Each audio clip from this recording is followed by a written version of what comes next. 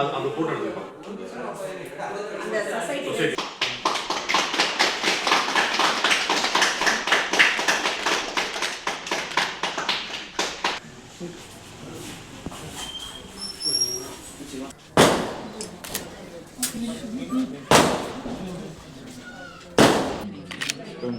சரிங்க.